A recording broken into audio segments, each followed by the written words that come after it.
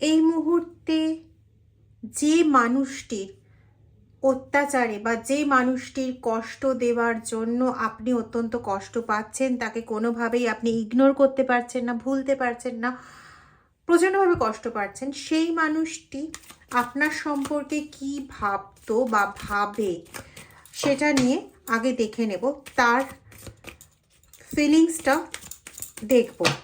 যেহেতু এটা common reading, তো আমি এখানে 3টে গ্রুপ দেব। আগে গ্রুপ সিলেক্ট করুন, করে আগে দেখুন, তারপরে আসছি রিডিংয়ে। এটা গ্রুপ 1, গ্রুপ 2 অ্যান্ড গ্রুপ 3। প্রত্যেকটাতে আমি 3টে করে কার্ড নেব।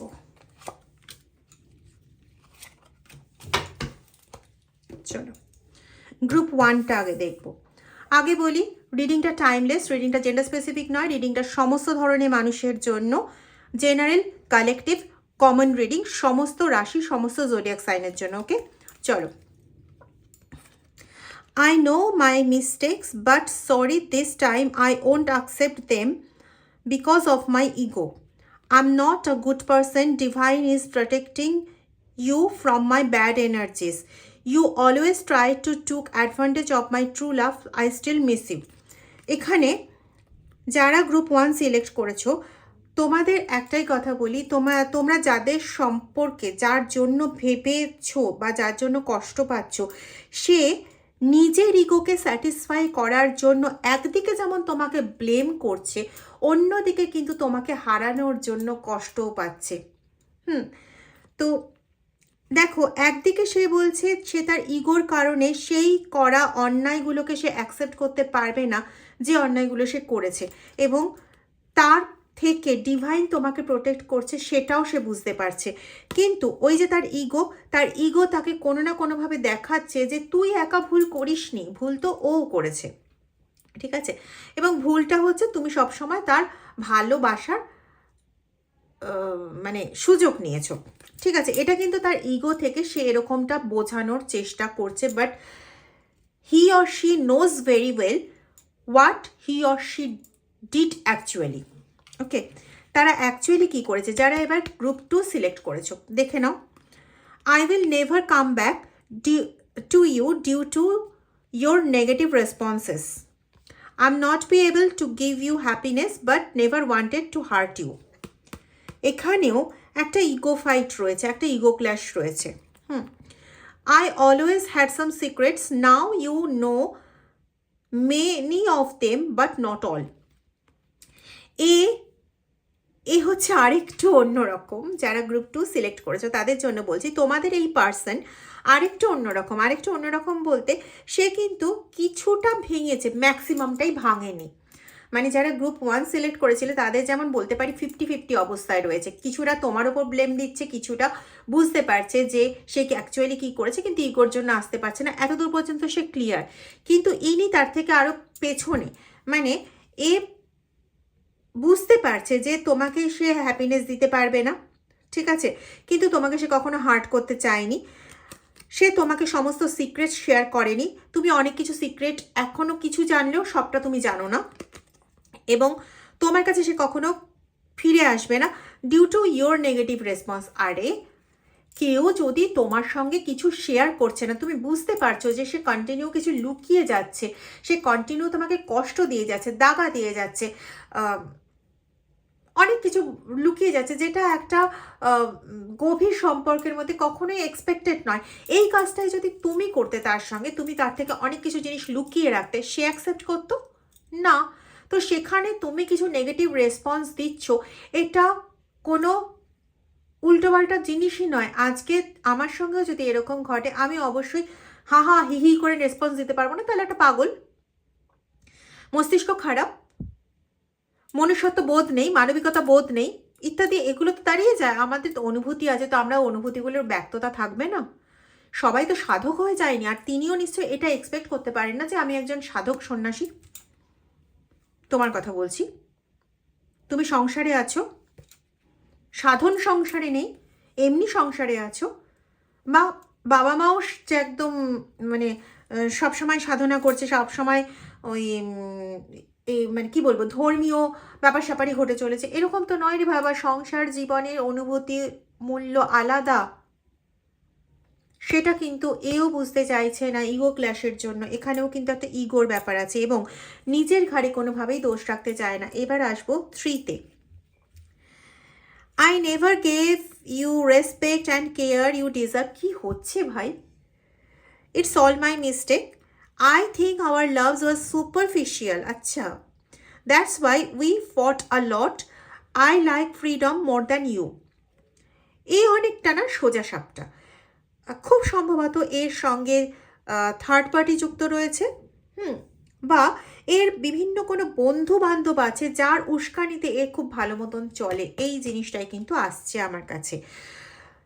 এর ফ্রিডমটা প্রচণ্ড ভালোবাসে, তোমার থেকেও বেশি তার স্বাধীনতা পছন্দ, ঠিক আছে? এবং সে এটা বুঝতে পারছে যে তোমাকে সেই রেসপেক্টটা দিতে পারেনি যেটা অ্যাকচুয়ালি তুমি ডিজার্ভ করো, কিন্তু তার সঙ্গে তার নিজের সুরক্ষারও একটা জায়গা সে খুলে রেখেছে। সেটা কি? যে তার মনে হয় যে তোমার আর তার এই যে একসঙ্গে থাকা বা একসঙ্গে বন্ধুত্ব, গভীরতা, এটা অ্যাকচুয়ালি বড্ড বেশি ওপর দিয়ে ভেতরে গভীরতা প্রাপ্ত হয়নি, যেটা হয়তো তুমি ভেবেছো বা তারা ভেবেছিল। তাই জন্য এখান থেকে সরে যাওয়াটাই অনেক ভালো। 3টের থেকে একটা জায়গা ভীষণভাবে ক্লিয়ার, যে একদিন 3টে গ্রুপের থেকেই বলছি, খুব কমন ব্যাপার, একদিন যে বা যারা তোমাকে কাঁদিয়েছিল তারা আজ নিজের পক্ষে যতই সাপোর্ট ক্রিয়েট করুক না কেন, তারা আজকে ভালো নেই, ভালো নেই। কেউ একটু বেশি কষ্ট পাচ্ছে, কেউ একটু কম কষ্ট পাচ্ছে, কিন্তু তোমাকে কষ্ট দেওয়ার জন্য ভোগ তাকে করতে হচ্ছে, কর্মা তাকে একটু হলেও ফেস করতে হচ্ছে। চলে আসবো এবার ডিটেল রিডিংয়ে ফর কমন টু অল, সবার জন্য। কোথাও এদের ফ্যামিলি থেকেও না যথেষ্টভাবে তাদেরকে উত্তেজিত করা হয়েছে বা তাদের উদ্দীপনা ক্রিয়েট করা হয়েছে যাতে তোমার সঙ্গে সম্পর্কটা নষ্ট হয়। তোমার বিরুদ্ধে বিভিন্ন রকম উল্টো পাল্টা জিনিস দেখানো হয়েছে। আর যেহেতু এ নিজেই নিজেকে প্রোটেক্টেড রাখার জন্য তোমার প্রতি তার বিভিন্ন রকম গ্রিভেন্স সাজিয়ে রেখেছে, যেখানে বোঝায় যে সে ঠিক তুমি ভুল, তো তার জন্য তাকে ম্যানিপুলেট করাটা, বিশেষ করে তার পরিবারের পক্ষে, কারো ক্ষেত্রে পাচ্ছি যে বন্ধুর একটা গ্রুপ রয়েছে, সেই গ্রুপের কথা অনুযায়ী ও ভীষণভাবে চলে। এখানে এটাও পাচ্ছি যে নেশা করা, বিভিন্ন ধরনের মাদকাসক্তি একটা রয়েছে, মাদকাসক্ত ব্যাপারটা একটা রয়েছে, নেশা রয়েছে একটা ব্যাপার,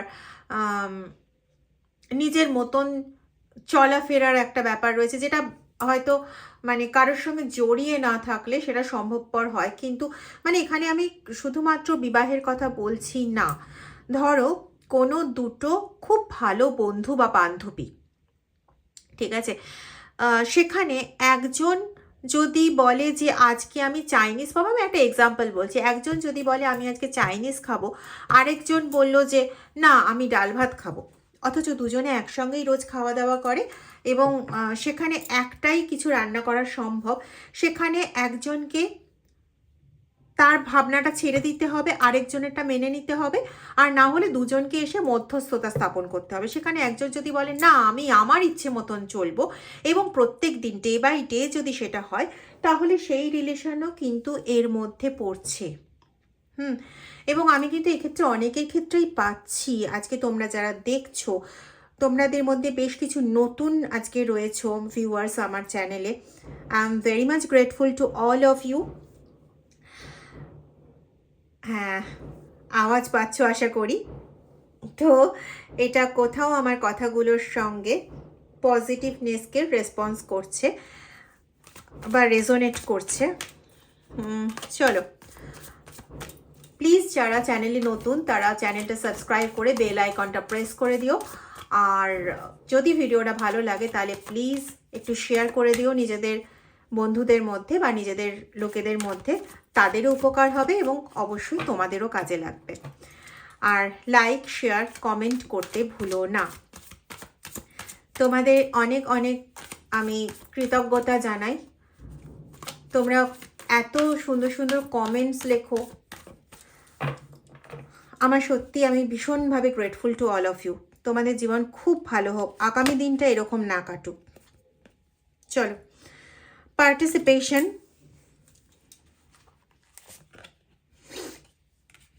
রাইটনেস, এক্সিস্টেন্স। দেখো, এই তিনটের থেকে পরিষ্কার এটা বোঝা যায় যে তুমি হচ্ছ এমন একজন পার্সন যে এটা চাও যে আমরা যারা একসাথে আছি, দুজন বা ততোধিক পার্সন, আমরা যারা একসাথে আছি তাদের সুখ দুঃখ, পূর্ণতা অপূর্ণতা সমস্ত কিছু একসঙ্গে ভাগাভাগি করে নেব এবং এতেই আমাদের সমবেত এক্সিস্টেন্স, একসঙ্গে আমাদের থাকাটা বোঝায়, একসঙ্গে আমাদের এক্সিস্টেন্স বোঝায় এবং এখানেই কোথাও তোমার বেঁচে থাকার সমস্ত কিছু জড়িয়ে আছে। এবং বারবার যেটা হয়েছে, যেটা আমি পাচ্ছি, যে তুমি বারবার বড্ড বেশি কান্নাকাটির শিকার হয়েছো, যেটা তুমি চেয়েছো, সবার ভালোর জন্য চেয়েছো, কিন্তু সেখানে না তোমার স্বার্থটা এমনভাবে দেখিয়ে দেওয়া হয়েছে, এটা দেখানো হয়েছে শুধু এই জন্য যে নিজের স্বার্থ হ্যাম্পার হচ্ছে। কখনো কখনো কারো কারো ক্ষেত্রে, এটা জেনারেল রিডিং, কমন রিডিং, তো প্লিজ সবটা সবার সঙ্গে ম্যাচ করবে এরকমটা কোনো মানে নেই, কিন্তু তোমাদের এনার্জির সঙ্গে রিলেটেড হবে, হয়তো কারোর এনার্জির সঙ্গে কোনো পোর্শন, তো কারোর এনার্জির সঙ্গে অন্য কোনো পোর্শন। চলো, তো এখানে যেটা বলছিলাম যে এই এনার্জিটাও আমি পেয়েছি যে কোনোভাবে কেউ মুভ অন করে গেছে, তুমি তাকে আটকে রাখার চেষ্টা করেছো।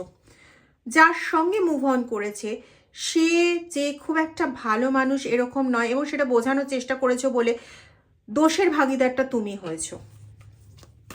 এখন সে বুঝতে পারছে যে what he or she did, কি করেছে সে এখন বুঝতে পারছে, কিন্তু ওই যে তার ইগো তাকে বাধা দিচ্ছে তোমার কাছে আসতে বা তোমার কাছে স্বীকার করতে কোনো কিছু। কিন্তু তোমার সঙ্গে ঘটে যাওয়া বা তোমার সঙ্গে থাকা সেই অতীতের অনুভূতিগুলো কিন্তু তাকে কুড়ে কুড়ে খাচ্ছে। নিশ্চিন্ত থাকো, ইগো তো ভাঙবে, অন্তত 32% কেস আমি পাচ্ছি এখানে, যাদের ইগো ইয়েস চেঞ্জ হবেই, হতে বাধ্য, চেঞ্জ হতে বাধ্য। ইনিশিয়াল নেম হতে পারে তাদের PSLM,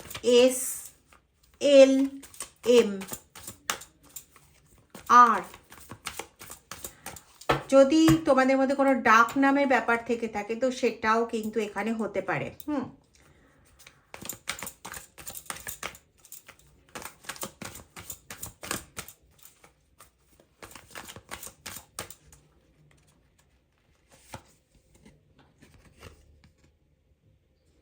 আমি এখানে এটা পাচ্ছি যে তোমার এই পার্টনারের মন প্রচণ্ড একটা ইন্টেন্সিটিতে, প্রচণ্ড একটা তীব্রতায় আলোর দিকে অর্থাৎ তোমার দিকে ধাবিত হচ্ছে। হ্যাঁ, এখন হয়তো ইগোর জন্য বা কোনো রকম নিজের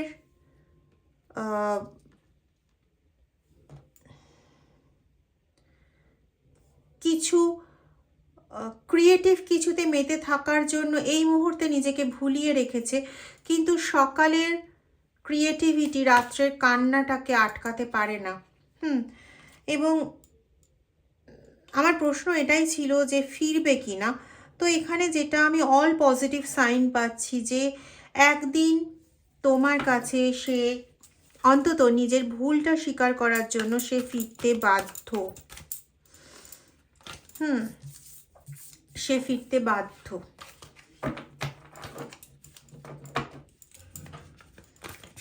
কোথাও না সে এখনো তোমার কাছে ফিরতে চায়, কিন্তু তার পরিবার তোমার কাছে ফিরতে তাকে বাধা দেবে। ইয়েস,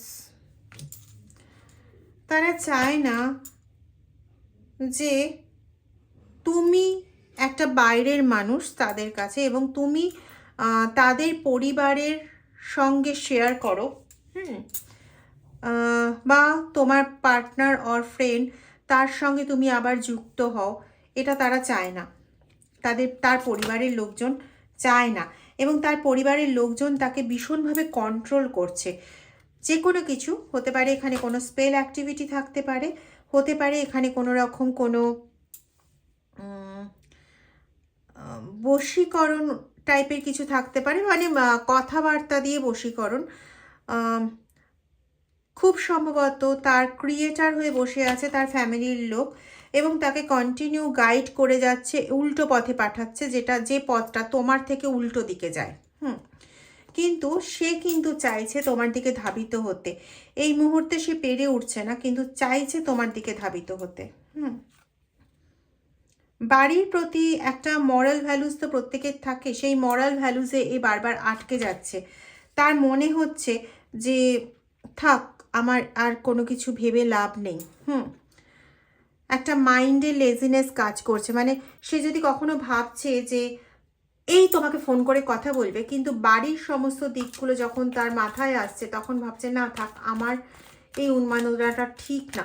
এবং সেই সময় তার কোথাও ইগো কাজ করছে, একরাশ একটা কি বলবো, একটা হয় না নিজের মধ্যে একটা অভিমান টাইপের কাজ করা। তো এরকম একটা কোনো অভিমান জাতীয় ওর মধ্যে কাজ করছে যে তুমি তো একবার কথা বলতে পারতে, তুমি তো ফোন নাম্বার জানো, সব কিছু জানো। কেউ কেউ হয়তো ব্লকও করে রেখে দিয়েছে, বা এখন হয়তো ব্লক খুলেছে। ব্লক করা ছিল, হয়তো এখন ব্লক খুলেছে। কোথাও বরফ একটু হলেও গলছে। It's a very positive sign. সেও চাইছে তোমরা আবার পূর্ণ হও। মানে সেও চাইছে তোমার সঙ্গে আবার ইউনিয়ন হোক, কিন্তু কোথাও তার কাছে না এটা বড্ড বোঝা হয়ে দাঁড়িয়েছে যে সে এসে তোমাকে বলবে যে সে ভুল করেছে, বা তার পরিবারকে এড়িয়ে সে এটা করবে, এটা কোনোভাবেই না তার পক্ষে পসিবল হয়ে উঠছে না। কিন্তু সে কিন্তু কাঁদছে, সে কিন্তু ভালো নেই। কেউ কেউ থার্ড পার্টি সঙ্গে বেরিয়ে গেছিল, এখন বুঝতে পারছে। কেউ কেউ তার ফ্যামিলির প্ররোচনায়, আমি বলছি বারবার এটা টাইমলেস রিডিং হলেও এটা কিন্তু জেনারেল কমন কালেকটিভ রিডিং, তো যতটা মিলছে সেই পোর্শনটা নাও তোমার জন্য।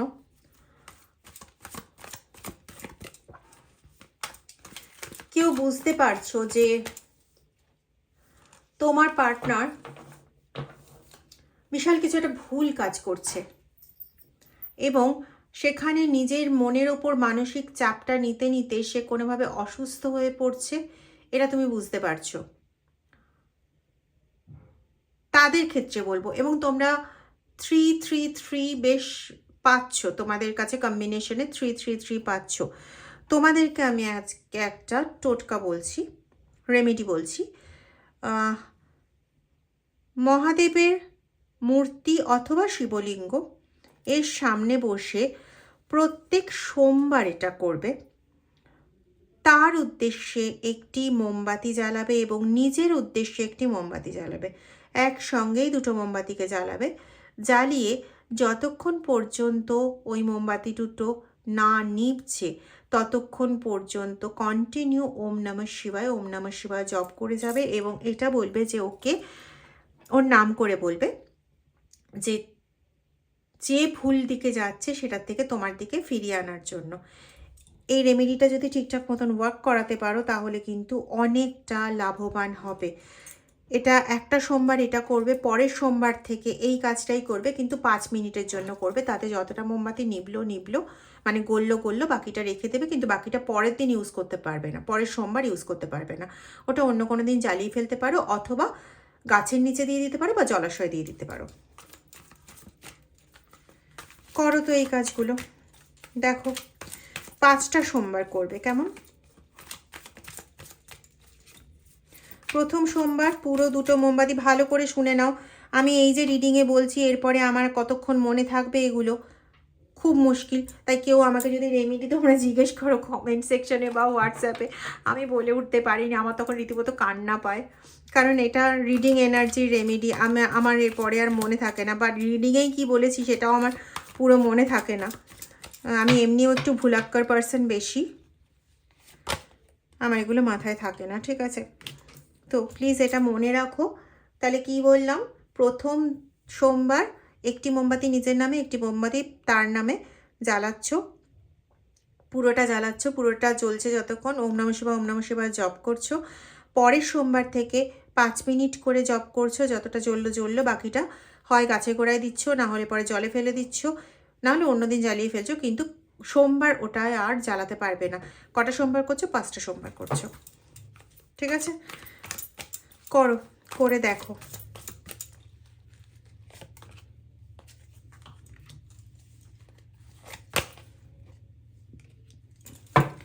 তোমার সৃষ্টি, তোমার এক্সিস্টেন্স, ওর জীবনে সমস্ত ভ্রান্ত জায়গাগুলোকে নষ্ট করে দিয়ে সঠিক জায়গায় তাকেও নিয়ে আসবে এবং তোমাদের সম্পর্ককেও সঠিক জায়গায় নিয়ে আসবে, এটা ডেফিনিট। হর হর মহাদেব, ওম নমঃ শিবায়। কেউ যদি আমার কাছ থেকে পার্সোনাল রিডিং নিতে চাও, তাহলে ভিডিও ডেসক্রিপশন বক্সে দেওয়া নাম্বারে হোয়াটসঅ্যাপ করে আমার সঙ্গে যোগাযোগ করো, কেমন? তাহলে আজকে এই পর্যন্তই। খুব পজিটিভ থাকো, ভালো থাকো। আজকে অনেক কাঁদছো, কিন্তু বিলিভ মি, এই কাদার পর তোমাদের জীবনে হাসির দিন আসবেই আসবে, ডেফিনিট।